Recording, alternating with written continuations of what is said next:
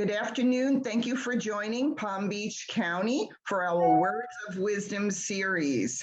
Today we have a very special guest, Roberto Arenas, who will be speaking to us about helping others to find their true north, perspectives on mentoring for significance. It's a wonderful topic and we look forward to Roberto. So Roberto, take it away. Thank you so much, Christine. Good morning, everybody.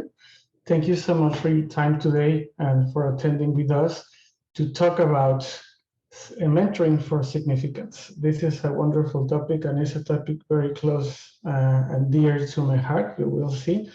And let's get on with it. Every time I have 30 seconds or so to describe myself or to answer the question, tell me about yourself that many of you have heard, this is what I say. I'm a marketing and technology professional. I've had the privilege and the opportunity to live, study, and work in 3 different countries throughout my life. I have a background both in engineering as a computer scientist and in marketing through a number of studies. And most importantly, relevant to this conversation, all my life I've had a strong passion for helping other people. The way I describe it is become better leaders, become catalysts of change, and be promoters of social impact. I've worked in different companies throughout my tenure, and my background is in management consulting, banking companies, service providers, and most recently, companies that participate in the information technology space. My skill set, or what people call specialties, is all things digital marketing centric strategy and execution, a practice that in large companies they call it customer success, and all kinds of consulting projects involving technology, marketing, change management, process design. But the center of this conversation today is about the part that people call talents, and the difference between the talent and a specialty or a skill set is that talents are things that you're born with. In my particular case, since I can remember, I've always had a zest and I've enjoyed very much developing one-to-one relationships with people. I don't like very much being in crowds or being in the center of a networking event or a party. But I love sitting down, having a nice cup of coffee or maybe a glass of wine and getting to know people, getting to know what's important to them, what makes them tick, what is relevant for them and what they train, how can I help? So that element of me has always been in there. I love to learn and I love to keep getting myself educated in different topics of interest. And those two things, the mix of those two things have made me a natural people that people look for advice, help, support, training. And there's a definition for a mentor and a coach, how we are different, and we're going to talk about them. But I've been a mentor and a coach to many people throughout my life. On top of what I do for a living and the fact that I want everywhere I go professionally to leave a trail of relevant business innovation, I also have been focused on leaving a trail on positively touched lives. And as you can see, the different areas of place that I've been in University of Miami, for those of you that don't live in South Florida, it's a large college campus in here. I participate formally in the mentoring program for college students in there. I've been a mentor of college students for many years in there. Career Village, for those of you that don't know what it is, it's a virtual community of high school and college students throughout the world that require all kinds of questions and help and guidance from high school into college, from college into the professional world.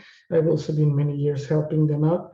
In my companies where I've professionally participated, I've also been focused on helping build, drive, and be a mentor of early in career individuals on marketing, on consulting, on technology. The company that I'm working on is a wonderful software company called MathWorks. I'm starting to build a program that has to do with bringing brand new, very smart engineers off of college to build them qualities and things like design thinking, how to collaborate better, how to communicate better, how to manage difficult problems, things that they don't teach in college. And also Coffee with Kelly is a wonderful community. You will hear from the wonderful leader next week.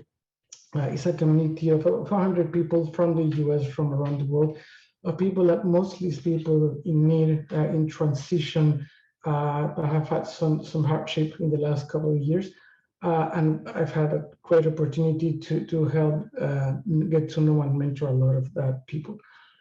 So in my background and throughout my life, mentoring has been a part of me since I can remember. So what is mentoring? A lot of people may confuse mentoring or may think about helping others in different ways. So if you think about the different ways that people can get help from others, a sponsor, for example, is somebody that basically opens the door for you. Think about people that, because of their relationships or the stature in whatever they work, they can help you get a promotion, they get you this new job, they introduce you to somebody that is going to help you get into your master's degree. Whatever the case, it's a transactional relationship in nature, meaning that it's relatively fast, starts and ends with you asking for a favor or asking, I want to do this, do you think you can help me? And that individual, if they have the opportunity, they help you, but it's a short-term engagement. A consultant, for example, is also a transactional engagement in the sense that somebody that has certain expertise professionally or in life matters offers advice to you that you need and you ask for, and typically it's a paid engagement that is either a short or a mid-term engagement. A coach, or other time people exchange terms between coach and professor the same. It's also a transactional engagement in the sense that coaches or professors basically teaches you new skills, either in the professional side or sometimes in the sports arena if you're a coach and you participate in a professional team of some sort. But the focus of a coach or professor is increase your skill set in different ways.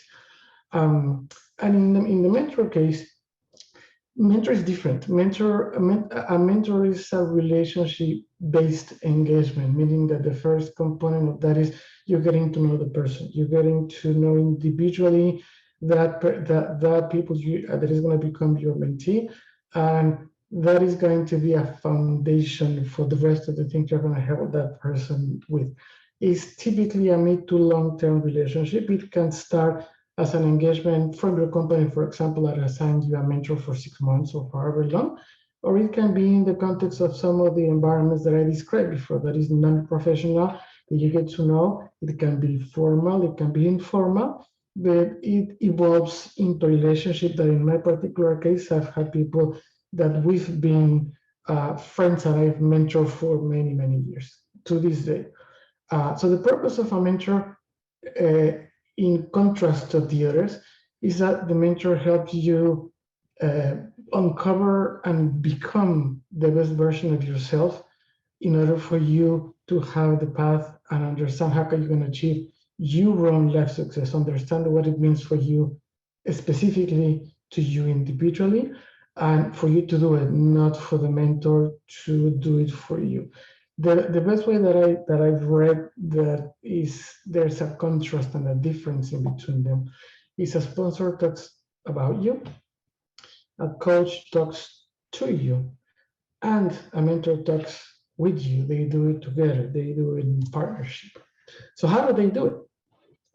A mentor basically facilitates that self-paced self-discovery journey. Self-paced meaning things can happen or you can get to a place that you understand yourself better in a couple of weeks or maybe in a couple of months, maybe a year.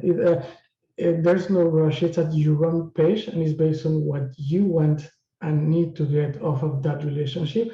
And it's of self-discovery. Little by little, you are the one that are uncovering what is it that you want from yourself and where you want to go. You'll talk in a second how mentors do that.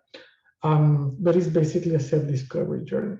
The kinds of things, as opposed to a new skill that maybe a coach helps you excel, learn Excel or teaches you how to do marketing strategy, or teaches you how to play football better in the case of the sport. The kind of things that a mentor mostly helps you with is understanding your own values. That sounds easy and is fast to say, but a lot of people struggle understanding what their values are in life. What is their real potential? We discussed a little bit about the talents. What is a natural born talent, and how do I make that talent into a strength of mine versus acquiring a skill that I didn't born with, but I can develop? Those are two different things. And as you start getting to know yourself better and getting to know what do you really want to use those lemons that the life gave you to make the kind of lemonade that you want to make, then that individual, that mentor, helps you find that path and identify where is it that you want to be pointed at for you to then start or continue walking that path at your own pace to get to the point where you're living the life that you want to be, that you are meant to be, and that you've discovered with the help of that individual. So it's not a transactional engagement, it's not to learn a new skill, it's to help you succeed in your own life. So the kind of mentors that I've known throughout my life that have been the best at helping me do that, and I've seen people throughout the industry and in my life that I don't know, but I've learned a lot from them on a distant mentorship relationship, if you will, is people that first and foremost, they ask a lot of questions. They never start by, you should do this, you should do that. In my opinion, this is the way to go. They just listen and say, okay, tell me more. What do you think about this? And why do you feel this other way? Is fundamentally through questions and listening very actively that they start enabling you to uncover the kind of answers you're looking for within yourself. They don't give you the answers, they help you discover within yourself. That fundamentally is through a lot of questions, listening very closely. You never hear a good mentor offer their judgment or their opinion or whether that's right or that's wrong. There's no right or wrong when somebody's helping you discover yourself.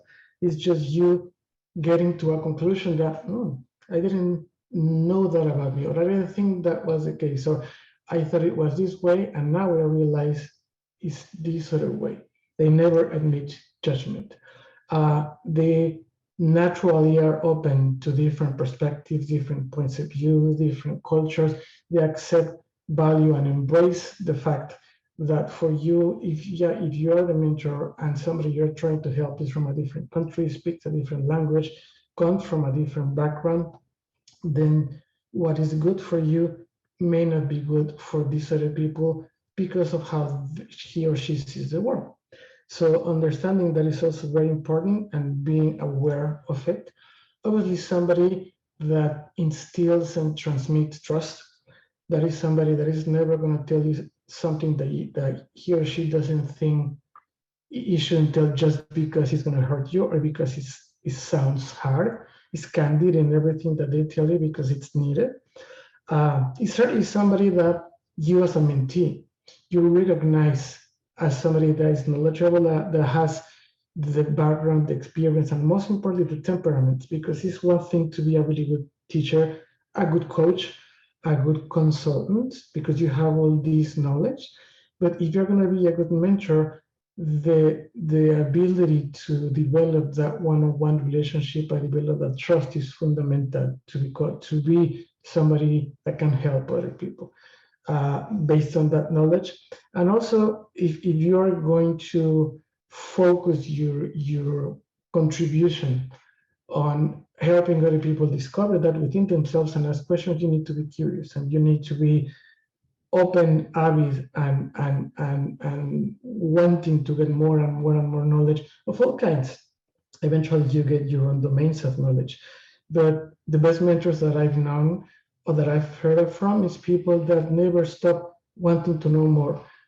They're always curious and they have that perspective and they sit down and learn something new from individuals, just asking questions and listening. That's difficult to do. Just ask questions, listening, and not try to jump immediately to say something that you think is the right thing to do. That's not as easy as it sounds. And the best mentors in the world are that kind of people. I'm sure you've heard the notion of give something efficient, that person is gonna be fed for the day. But teach somebody how to fish and that person will be fed for life. It's the same thing. The mentors, the best ones, teach you how to think and how to approach things and how to have perspective. They don't teach you what to think or what to say or what to do, what not to do. That's a very important quality of them. When you go to a class or when you have a consulting engagement or other kind of help, it's structured in many ways. They go to your office or you go to class, or perhaps you get a meeting for this particular guy to open you a door. A mentor, you may have set times in which you have, perhaps monthly conversations or weekly conversations, but times will come when you have trouble or you have this unforeseen circumstance, some life happen and you feel really depressed, really drained, something really bad in your mind happened to you, you need to talk to him. And that can be Sunday at 6 a.m., or that can be on a Friday, or that can be at 7 a.m. on a Monday. Whatever the time it is and whatever the mentor is doing, at some point, the mentor will be needed in unforeseen circumstances, and good mentors are always available for the most part, but that's a very important feature of them. And at the end, those mentors provide a good guidance framework, a good set of tools, if you will, to enable the mentee to, through those questions, through their own answers and through their own realizations, how is it that they want to find and go through that path that we discussed before. And as they do that, they grow and they evolve into the person they want to be, and before they didn't even know it. So this is in general what a mentor is, how a good mentor approaches helping others and what kind of qualities they have. And the best quote that I have found that I think describes this almost to perfection is Simon Sinek's a quote that says, a mentor is not somebody that walks ahead of you and show you how they did things. A mentor is somebody that walks alongside you and show you what you can do. That is the most important difference between one and the other, I think. So before I move to the next topic, I'll stop there. It's a lot to digest. That's the story of a mentor. That's the story of what a mentor does for a mentee and what the best mentors of the world look like, in my opinion. So I'll stop there and see if you guys have any questions or observations before we move on. If you have any questions, feel free to unmute yourself. You good? Mm-hmm. Shy crowd, eh? Oh, we do Go have. ahead. Go ahead.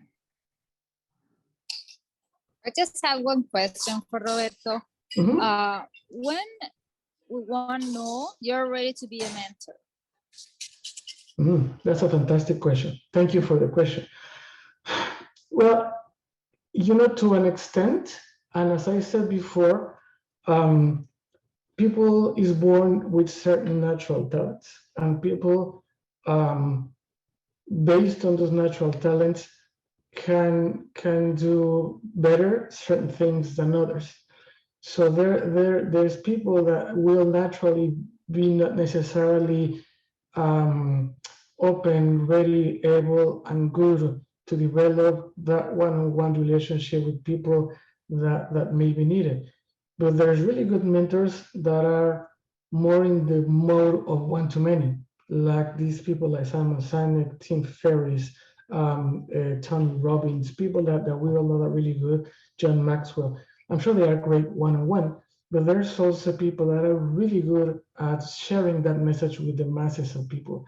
So if you know that it is in your heart and you want, as part of your life, to help others, that can come in the form of many ways. If you're a fantastic cook like Chef Andres, you can help others through feeding people in need, or you can help others by teaching them certain things. If you are born a mentor, you will know it because of how you enjoy naturally, and you prefer to spend time with one-on-one people as opposed to prefer in front of 50 or 60, 70 people.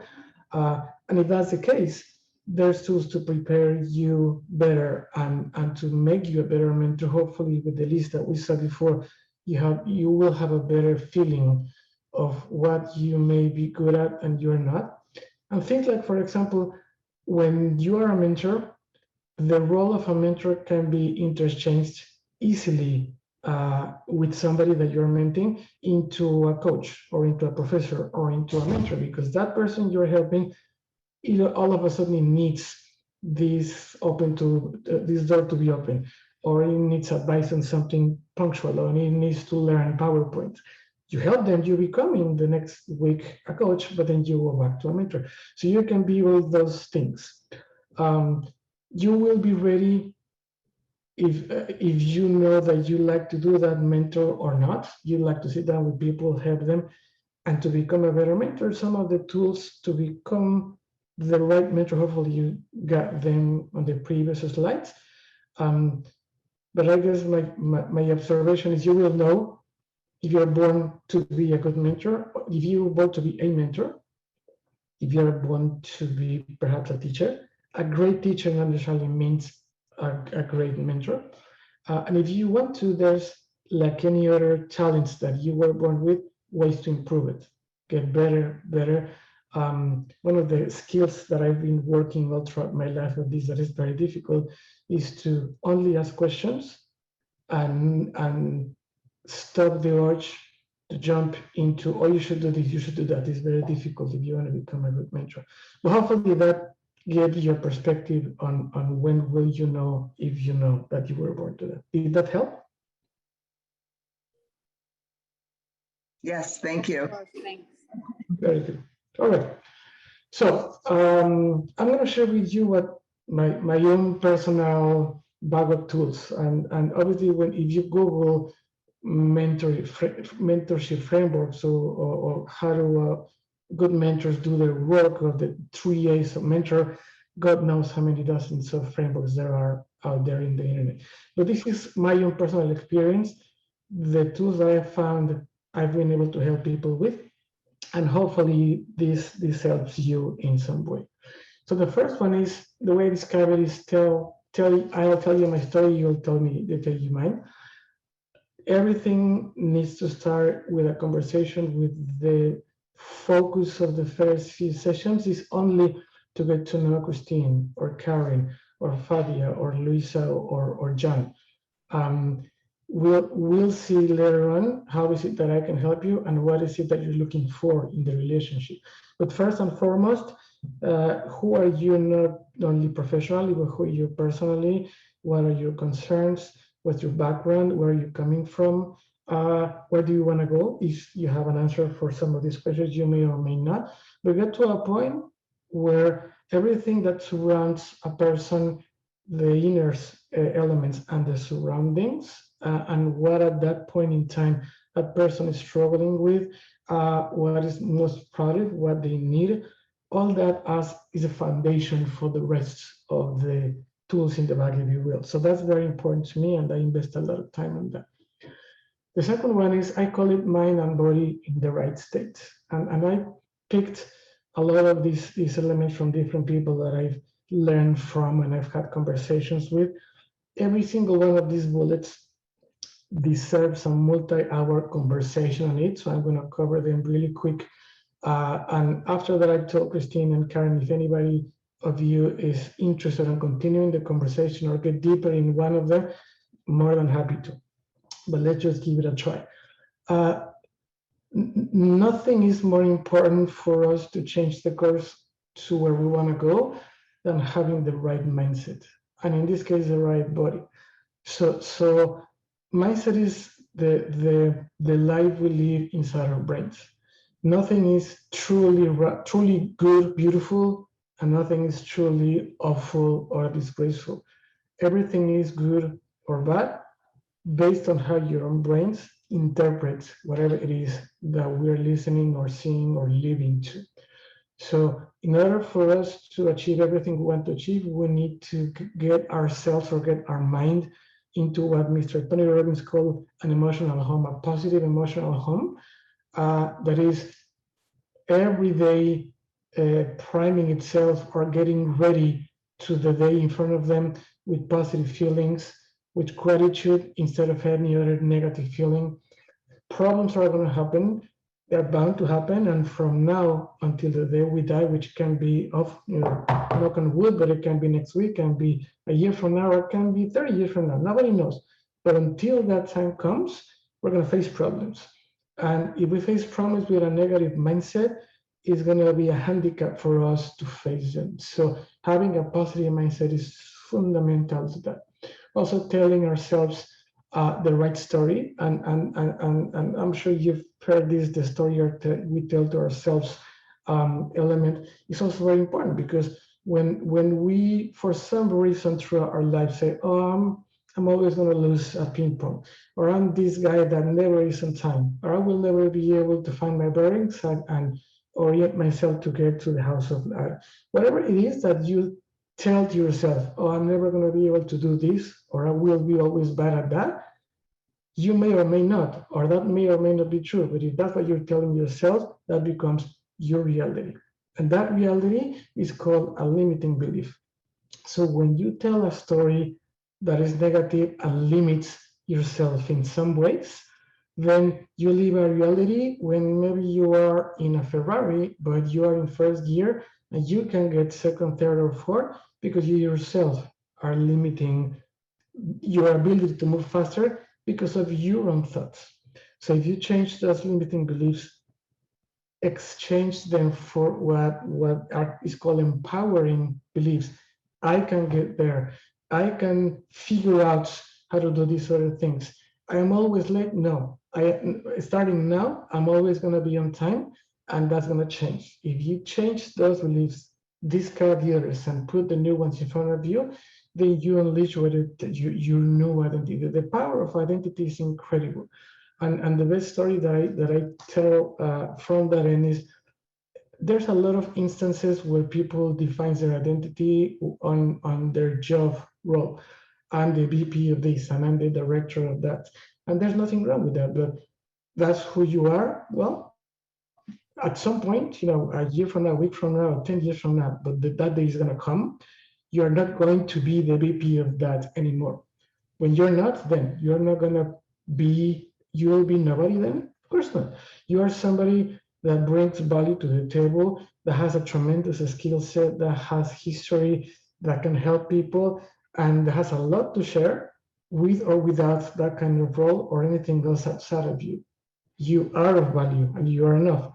But if you define your identity as the director of this or the manager of that, the moment you lose it, you lose your footing. So if you redefine your identity with, this is the person I am, my circumstances today is I work in this place, I contribute to this other, that's going to change tomorrow? Yes, that is going to change tomorrow, period. But no matter what changes, I am the same. And I have these empowering beliefs and I am positive about that, then a lot of things you will be able to switch and change, but you need to have a positive identity and you need to fill your mind with empowering beliefs, take away those things that are always limiting your ability to move forward. Feed and nurture your mind, read as much as you can, learn as much as you can from people, follow people that are wisdom, be curious about getting to learn something new as often as you can that helps the part of your brain that is dormant. And fear and nurture your body. That's again a topic that is near and dear to my mind, and I'm a huge enthusiast of health and wellness. But eating well, sleeping well, managing your stress, and also move constantly is gonna give you, if you have the mind in the right place, the energy that you really need to face each one of these, because you need to do this and you need to prepare and train your mind every single day. It is not a one thing exercise and then it's going to help you for the next year. Every single day you need to wake up, make sure you have the emotional home in the right place, make sure you have the right identity, tell yourself and repeat yourself until it becomes muscle memory, the empowering beliefs, then you're ready for whatever it is in front of you. And that includes energy. How many times you've seen people that when they talk, they're like, yeah, I'm very motivated. I like what I do. Those are words, but at the end of the day, when you see the body language, when you see the people, the tone of what the words that they are using doesn't look like it. But when you spend part of your day listen, and it's funny the way that this gentleman, Tony Robbins, does that. He stops every hour doing whatever he's doing, whatever his squad is doing, and for 1 minute you jump, for 1 minute you dance, you get a song of whichever liking of yours, you stop and you stand up and dance. Sounds crazy. They say you feel silly.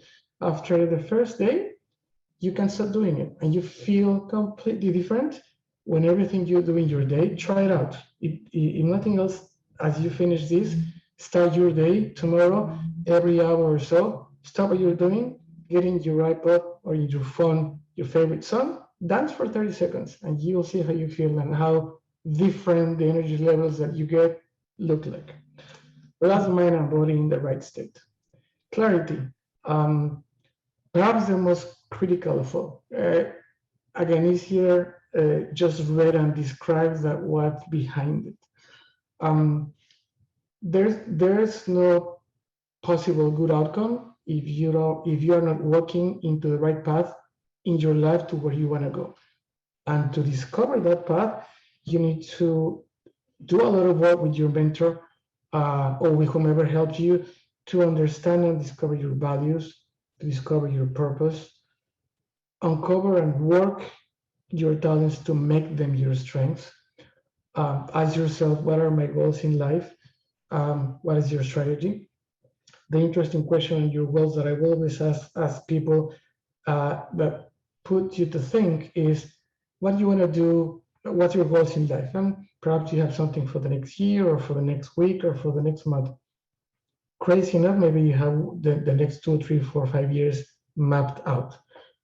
But have you thought of, well, let's think about everyone 80 years of age, and you're in front of the people you love the most. And every one of those individuals is going to stand up in front of the rest of your lovely crowd, and it's going to tell all of them what they are proud of you about and what you've accomplished for your life and what's your legacy. So the question to you is, what do you want them to say? That's 80 years. Who knows? Do you have clear that answer? Maybe, maybe not. But if you don't, then there's a lot of these things that as you move in life, any route sounds good if you don't have that clear. That's the kind of things that clarity brings to you. Once you're clear on that, then focus is important, because you don't waste time moving into any different direction. You don't waste time trying things that you don't know where you're going to go. You have your path and you're walking your path. You just are trying different ways to walk your path better, faster, enjoying the ride.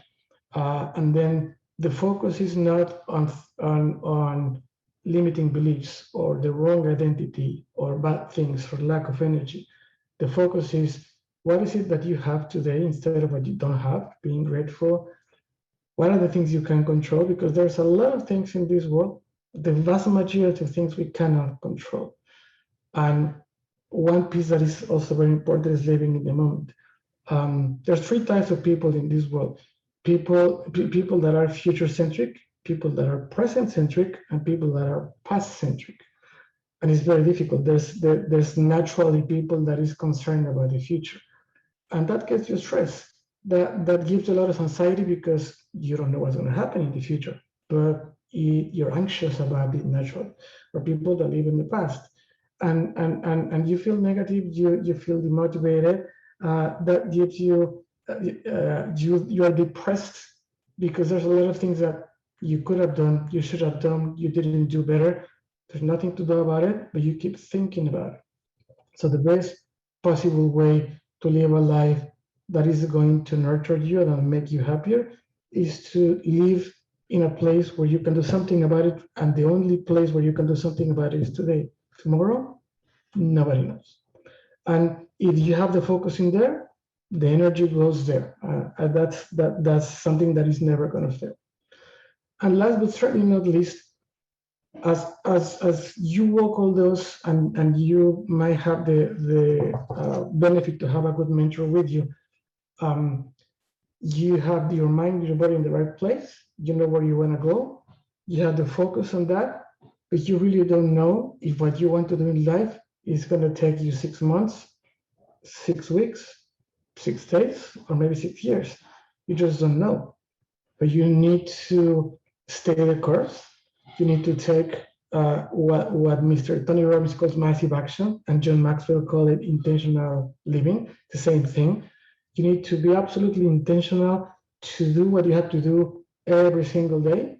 And as long as you're doing it, and as long as you're facing the right direction, as Kelly Merrill says, it's a matter of time. You are going to get there. And as you do, I think there's absolutely nothing wrong with pacing yourself and saying, well, I am a driven person, I'm a focused person, I'm concentrated in my goals.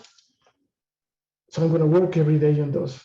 There's nothing wrong with on a Wednesday afternoon or a Friday afternoon or maybe in the morning. I'm just going to go visit my dad and have a coffee with them, or take my child that is right now off of school for the summer to go to the beach.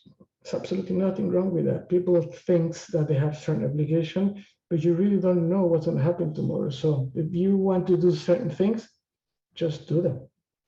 And that live your life one day at a time is probably one of my favorite sayings, because you need patience, perspective, and gratitude to get where you want. But once you get there, and I'm sure you've had that feeling at some point in your life, you wanted that promotion. Maybe you wanted to buy that car or get that house or whatever it is that what you go. You get there, you get this fantastic feeling of accomplishment. But once you have it, it's going to last a day, hours, maybe a week. It will get to a point where you will go back to feeling the way you felt before you got there. It's weird, but you will get there. So how is that different? When you live your life every day the way you want it to be, and then you mix professional with personal living and you enjoy it more, that daily enjoyment eventually aggregates a lot more than having that car and having that house. Actions and events and times with people that you love, or times doing what you love, eventually count more than anything material, in my own humble opinion. But this is my tricks bag, if you will, and my own personal way in which throughout the years I have been able to help people in different ways. But the conversation is also about significance, is mentoring for significance.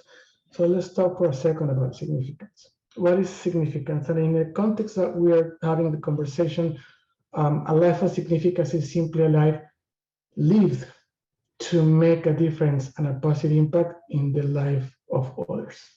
That's how it's described by Nelson Mandela, how it's described by Mr. John Maxwell. When you live your life for others, that not everybody is born to do that, and that's perfectly all right.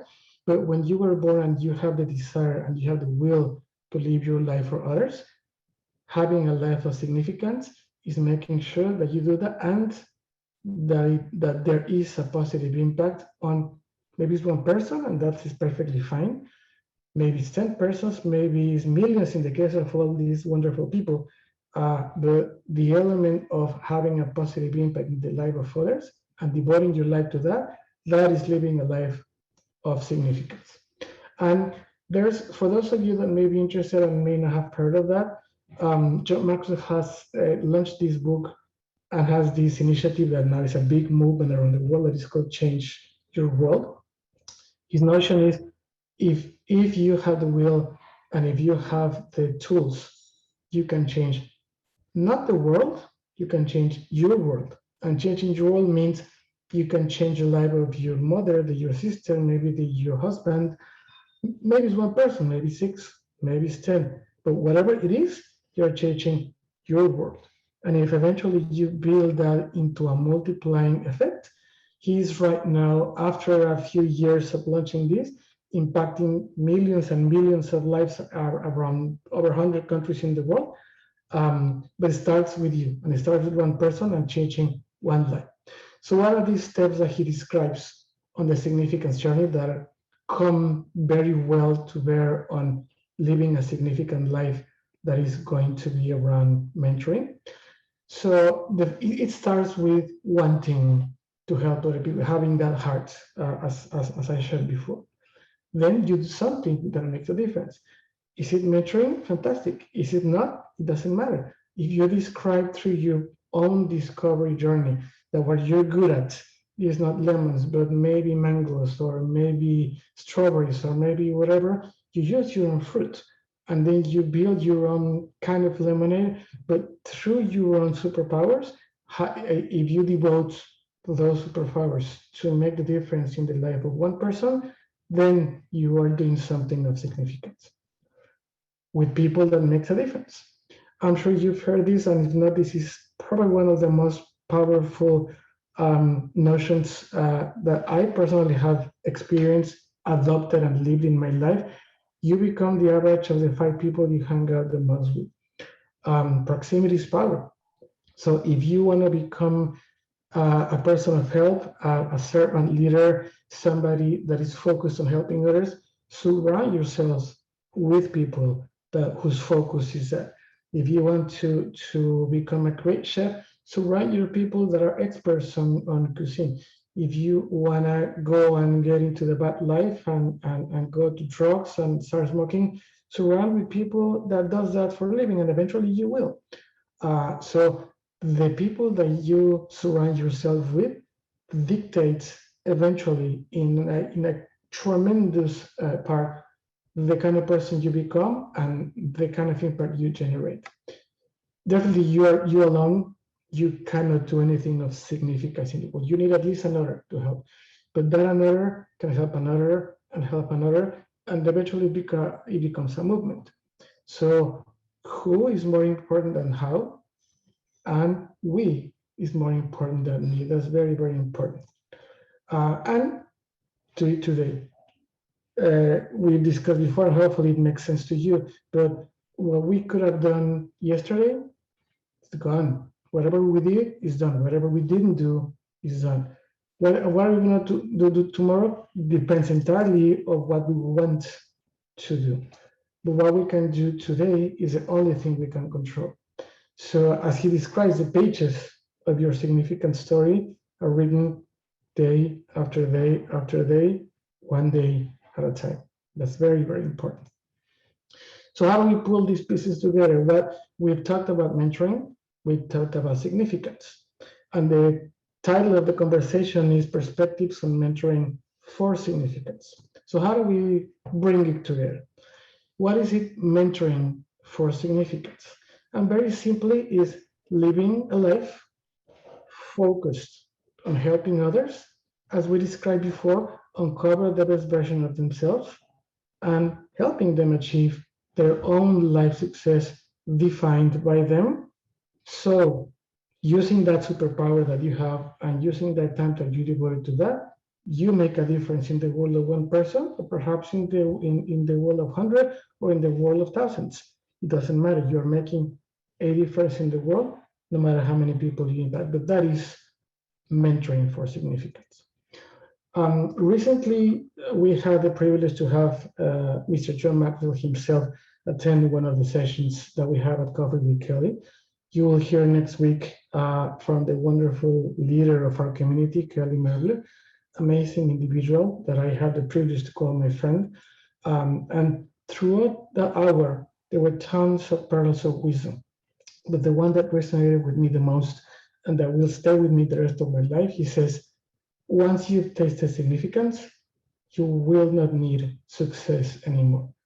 That is a different kind of feeling, and that is a different kind of achievement. And you understand it, feeling, and live it in a completely different way when somebody else accomplishes something they wanted to accomplish because of the guidance and help and mentorship you were able to give it, eventually that has more weight and makes you happier than getting anything material or achieving anything on your side. It's a wonderful feeling. And if this is for you, if the day comes that you feel it, you're going to feel really good. It's fantastic. And I love that quote from him. It's a tremendous way to describe how living a life of significance is something that is going to fill your days for the rest of your life. So with that, my parting thoughts, and hopefully we have enough time for any questions that you all may have, is if I leave with anything, is these few things. Mindset is everything. We talked about that. You live your life inside your own brain. Everything is wonderful or everything is horrible based on how you interpret each one of the things that happen to you on a daily basis. Positive mindset is the foundation of everything. The moment you understand that when you're born with natural talents and that it's better for you to work on your talents, nurture them and focus on them as opposed to working on overcoming your weaknesses, your life changes.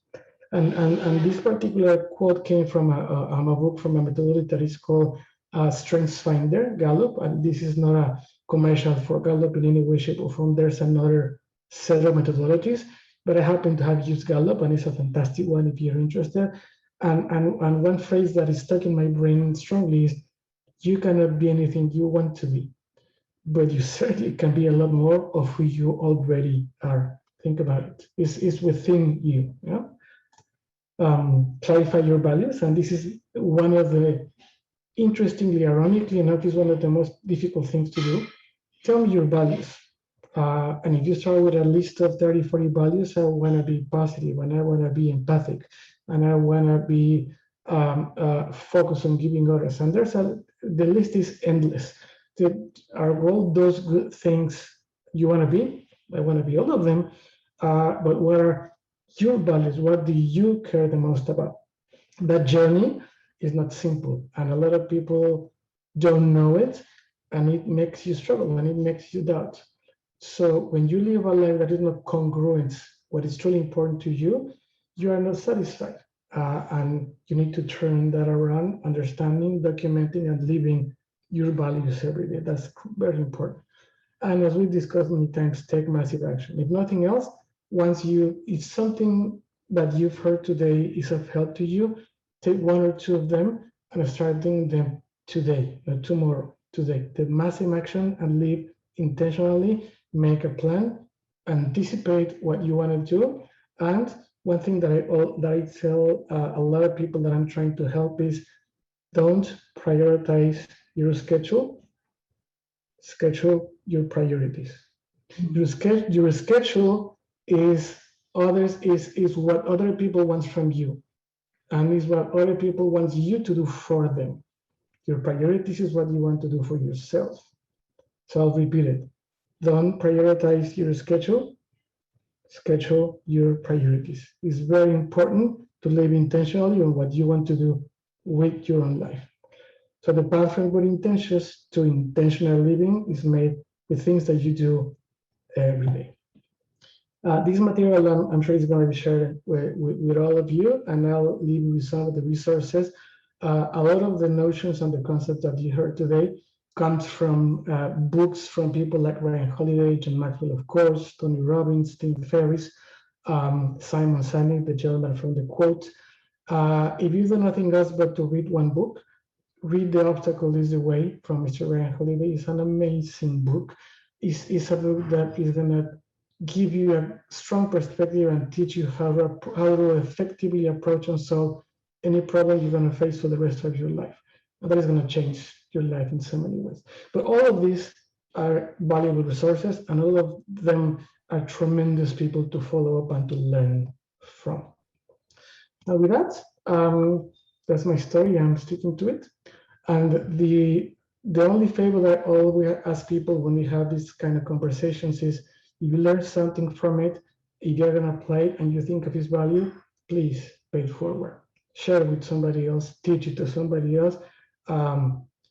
help somebody else understand if they can be good mentors or read that book. Anything that you can share with others is going to eventually generate a multiplying effect. And hopefully that helps. Thank you. And if there's any question, any comment, any observation, I'm happy to answer them. If you have any questions, please unmute yourself. Thanks so much, Robert, for your time in preparing this presentation and sharing with us. Thank you very much for that. Really appreciate it. Thank you, Roberto. It's a pleasure. Congratulations. Thank you. I just want to say hi. This is Luisa over here with Fabia.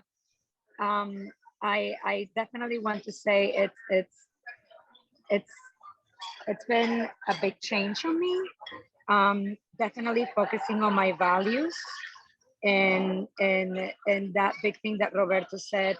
You know, don't prioritize your agenda, prioritize yourself, right? When you write things down and you stick to your values, it's definitely made a big change on me and in my focus and attention so that the energy flows exactly like Roberto's presentation says. So I really want to thank Robertico because of how wonderful his mentoring has been and how it's created a big change in my life. Thank you, Luisa.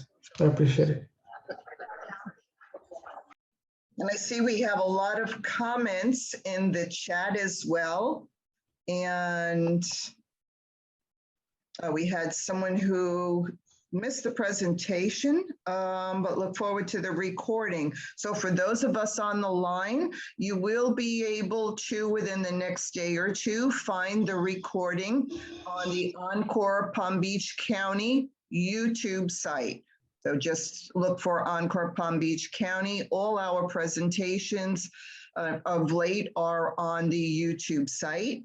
And it looks like some people might have been, there we go, might have had some issues getting in and out there for a while. So please be sure to look for the presentation there. And Roberto, you did a fabulous job. I'm so pleased to hear everything you said because I consider myself a mentor. And so you really gave me some great insights and information. And I think you need to change the presentation to something like rules for living or living a successful life, because I don't think it's just for mentors. I think everything that you shared is really for us to be the best version of ourselves. And so I think it's very valuable, and I look forward to sharing it as well. Thank you so much. It was excellent. It's my pleasure, Christine. It's my pleasure. Thank you. And if there are any other questions? Don't be shy. You guys have any questions or any observations? Was any of these useful? What resonated to you the most? Curious to hear. Happy to hear your comments. Okay, so got some thumbs up there and some hands clapping. Okay, we'll take it. Thank you for staying the hour here. I appreciate your time. It's valuable to you. Thank you. Thank you as well. And also, I would like to invite everyone to join us next week when Kelly Merbla will be joining us. And we're looking forward to that. And that is on the 20th. That is on Tuesday next week. And be happy to have you join us on our website as well. All our events are posted there, all our upcoming events. And also there's information on our Words of Wisdom event coming up in October. That's definitely something you want to find out more about and be a part of. It's a groundbreaking event. Karen Roberts is a huge impetus in that. And so we're really excited to see that happen. So if you'd like to learn more about that, be sure to visit the website. Stay in touch. We will be adding you to our email list. We do not spam, but we do share some great information about what's coming up. So if there are no further questions or comments, thank you again, Roberto. Thank you everyone for joining us today, and have an awesome Wednesday.